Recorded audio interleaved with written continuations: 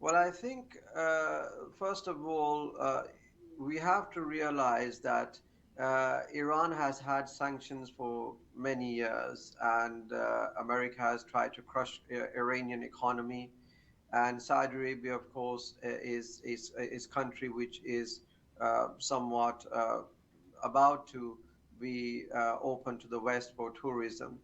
If these both countries were to sort of get together and be able to establish a good relationship, Muslim world, the benefits would be, I think, it could be quite extraordinary.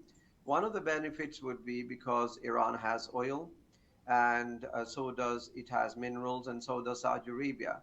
This could be implemented as a strategy. Therefore, we do not, in other words, I think if I could mention that we would probably not need to rely on the United Nations.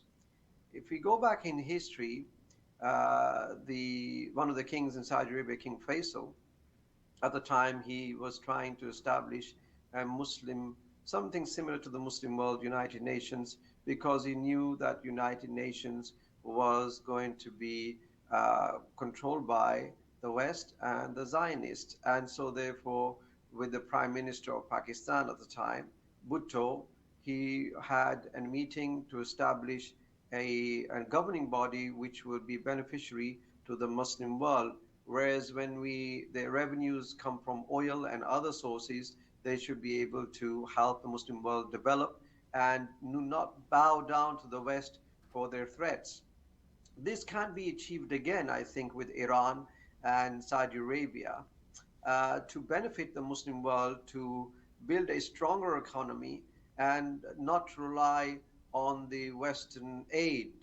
This could be ammunition, an army, and of course the wars which are daily occurring in the Muslim world by the separatist movements, such as we have in Syria and Iraq. And we learn from our history that the West has always played a role with divide and rule. This is not a war which should be between the Wahhabism and Iranian Shiaism. We should realize that we are Muslims and let bygone differences be settled. But just remember one thing, that if we were to unite, how superpower we would be against the West rather than to divide and rule. Having said that, there may be differences with Iranian government on their strategies towards the West, and there may be differences between the Saudi government, particularly under MBS. But once the borders are established, I think Iran should pull the strings rather than Saudi Arabia pull the strings, because I think Iran has more better strategy to be able to understand what is required by China, because China is a threat to the United States, and I think Iran should also realize that this is a benefit for China, because it is not relying so much on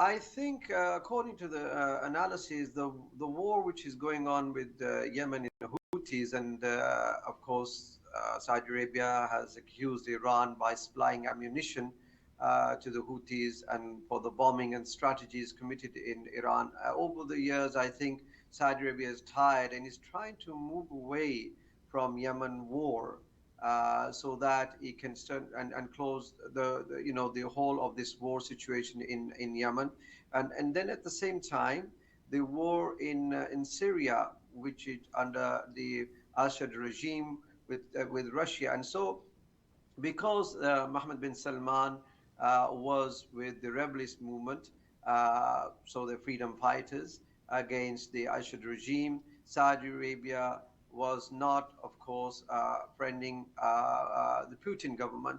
So therefore, I think he realizes that rather than spending so much useless time and billions of reals in these unnecessary wars, perhaps it's better to negotiate and try and build some sort of relationship with Iran.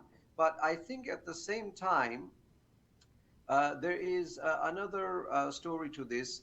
The story would be that I think Mohammed bin Salman is trying to play a role in the not only within the kingdom as a role model of a Muslim leader. I think he wants to try and influence himself to, like he did to the Emirates, to Bahrain, to Turkey, and now, of course, to Iran. And what I think by that is that he thinks that he should be a modernist leader, in the sense that if the Muslims need to progress in the world, Iran has to perhaps become liberal, following his footsteps, what he's achieved within the kingdom by allowing so many parties, cinemas, and other non Islamic events to take place. And I think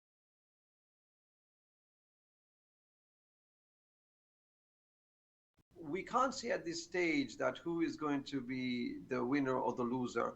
What we can say is that because of the economy of Iran, uh, of the sanctions clearly put on Iran by the United Kingdom as well as the US government, if this table talk negotiations are successful, let's say momentarily, perhaps it would be benefit for Iran as to recover its losses, which has been occurring for several years. But I think at the cautious that we need to understand is the tensions in the long term between the two countries. Is it possible that under the current regime, Mohammed bin Salman, that he would relax his ideas of the Iranians who are being persecuted in Saudi Arabia? Or will he relax the rules and let the Iranians uh, continue on with their regular work and what they perform with their rituals or their prayers? In that sense, I think it's something very difficult to accept. Although, well, yes, maybe he's invited, the Jewish people to come and openly visit the holy cities, and this is no secret; it's known throughout the world. My fear is that if Mohammed bin Salman wants to play his cards, he should relax and stop persecuting the Iranian mullahs as well as the normal, regular citizens who have been living in Saudi Arabia for hundreds of years, if not 1,000 years, and then to realize that we may have differences, but let's settle our differences aside and try and negotiate some sort of an agreement where America and the West do not feel that they are threatened by these two countries, but then they are beneficiaries of the import and exports. But at the same time, I think, um, if I may use this word, Iran should not become a puppet of Saudi Arabia and should not allow the Saudi Arabia to play its leadership to try and convince Iran to relax its thought or his ideas against the enemies of Islam, such as the state of Israel, which is run by the Zionist regime, and those who are supporting the Zionists. There's no room in the Muslim world to support an evil dictatorship. Yes, we can negotiate, we can have debates with the Jews, with the Christians, but not on the grounds of persecution where Muslims are being slaughtered by petrodollar influences.